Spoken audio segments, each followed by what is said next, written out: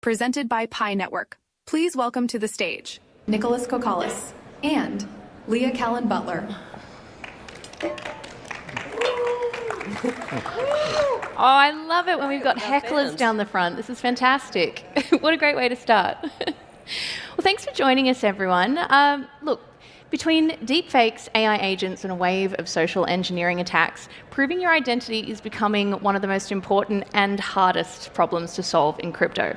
Explain what we mean when we talk about proving that we're human or you're human online today, and what does proof of humanity actually mean to you? Hi, Nikollas Cocollis, one of the two founders of Pi Network, which is a layer 1 blockchain protocol. And it has the special property that every single account on the blockchain is already KYC'd. So I think to answer your question, I also want to step back a little bit and say that it depends on the purpose. So in some cases, you need to know who exactly the person is. Like if someone goes to the bank and wants to withdraw money, you really need to know who exactly the person is.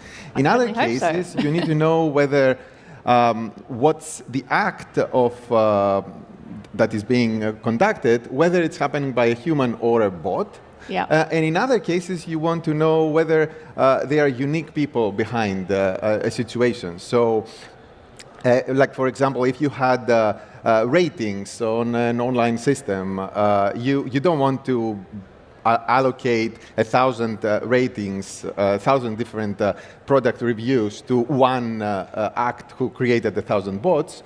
You want to give more fairness, everyone's voice. Just one more question, I guess, on foundational.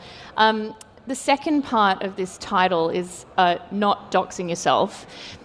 When we talk about that, are we saying, I doubt it's that people necessarily need to be completely anon on the internet, or is it more kind of about wanting personal control over your data, having the option of selective disclosure?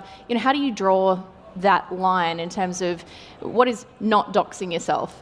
Yeah, I will echo that. And I want to say that when people are thinking of not doxing your identity, especially in a crypto conference, their mind immediately goes into ZK proofs, such as advanced techniques like ZK snarks, starks, and bulletproofs, and things like that.